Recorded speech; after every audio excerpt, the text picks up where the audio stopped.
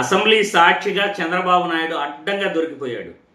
ఇన్ని రోజులు తిరుమల లడ్డు కల్తీ నెయ్యిపై తాము చేసినవన్నీ కూడా నిరాధారమైన ఆరోపణలే, తప్పుడు ప్రచారమే అని అసెంబ్లీ సాక్షిగా చంద్రబాబు నాయుడు దొరికిపోయిన వీడియో సోషల్ మీడియాలో వైరల్ అవుతూ ఉంది.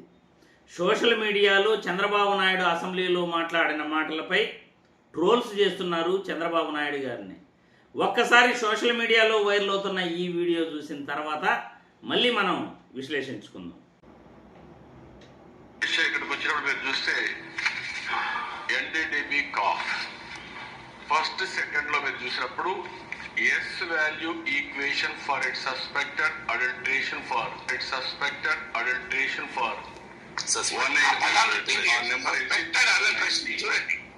ఇందులో క్లియర్ గా దశ ఎనిమల్ ఫ్యాట్ ఉంది అనే విధంగా వాళ్ళు ఇచ్చిన రిపోర్ట్ నేను చెప్పాను తప్ప నేను సొంతంగా చెప్పిన విషయం కాదు. అవ్వా, సస్పెక్టెడ్ అడల్టరేషన్ అంటే జంతువులు కొవ్వు కలిసిందని అర్థమా? అవ్వా, ఇలా కూడా తప్పుడు ప్రచారం చేస్తారా చంద్రబాబు నాయుడు గారు? అసలు మీరు చదువుకున్నారా లేదా అని నేను ఈ వీడియో ద్వారా నేను ప్రశ్నిస్తున్నాను. ఎన్డీడీబీ రిపోర్టును బట్టి సస్పెక్టెడ్ అడల్టరేషన్ అంటే జంతువులు కొవ్వు కలిసిందని ఇలా తప్పుడు ప్రచారం చేయడమేనా మీరు చదువుకున్న చదువు అని నేను ఈ వీడియో ద్వారా ప్రశ్నిస్తున్నాను. జంతువుల కొవ్వు కలిసిందని కానీ, లేకపోతే పంది మాంసం కలిసిందని కానీ, లేకపోతే చేపల నూనె కలిసిందని కానీ ఎక్కడ కూడా లేదు. కానీ చంద్రబాబు నాయుడు గారు, పవన్ కళ్యాణ్ గారు వాంటెడ్లీ తప్పుడు ప్రచారం చేశారు.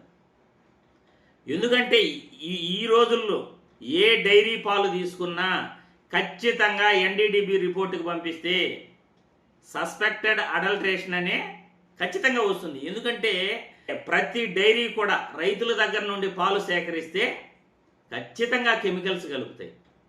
కెమికల్ కలవకుండా పాలు అనేది నిల్వ ఉంచలేరు. ఏ కెమికల్ కలవకుండా పాలే కాదు, ఏ ఫుడ్ ప్రోడక్ట్స్ కూడా ఎక్కువ రోజులు నిల్వ ఉండదు. ఫర్ ఎగ్జాంపుల్, రైతుల దగ్గర మనం పాలు డైరెక్ట్గా సేకరించి మనం పాలుగాన కాంచకపోతే సాయంత్రానికే విరిగిపోతాయి. ఎండాకాలం అయితే మధ్యాహ్నం వరకు కూడా ఉండవు, సాయంత్రానికి విరిగిపోతాయి. అలాంటిది ఇప్పుడు డైరీ పాలు హెరిటేజ్ కంపెనీ కానీ, లేకపోతే ఇతరత్ర ఏ కంపెనీ పాలు కొన్నా కానీ, నెయ్యి కొన్నా కానీ మనం ఫ్రిడ్జ్లో పెడితే ఎన్ని రోజులైనా ఉంటాయి. కానీ రైతుల దగ్గర డైరెక్ట్గా ఆవు దగ్గర నుండి మనం పాలు పిండుకొని నిల్వ ఉంచితే సాయంత్రానికే చెడిపోతాయి. నువ్వు ఫ్రిడ్జ్లో అన్నా పెట్టు, ఇంకెక్కడన్నా పెట్టు, ఖచ్చితంగా చెడిపోతాయి అవి. అది ఒరిజినల్. ప్రతి డైరీలో కూడా కెమికల్స్ కలుపుతారు కాబట్టి అవి నిల్వ ఉంటాయి. అదేవిధంగా ఏఆర్ డైరీ నుండి రావచ్చు, లేకపోతే ఇంక ఏదైనా డైరీ నుండి రావచ్చు. తిరుమలకు వచ్చే ఏ నెయ్యి అయినా కానీ టెస్ట్ చేస్తే ఖచ్చితంగా సస్పెక్టెడ్ అడల్టరేషన్ అనే ఖచ్చితంగా వస్తుంది. ఎందుకంటే సస్పెక్టెడ్ అడల్టరేషన్ అంటే అందులో అనుమానాస్పదం ఉంది. పాలల్లో నీళ్లు కలిసి ఉండొచ్చు, లేకపోతే పాలల్లో ఇంకేదైనా కలిసి ఉండొచ్చు, పాలల్లో వెజిటబుల్ నూనె కలిసి ఉండొచ్చు, లేకపోతే ఇంకేదైనా వనస్పతి ఆయిల్ కలిసి ఉండొచ్చు. మన ఇష్టం ఏదైనా మనం అనుకోవచ్చు.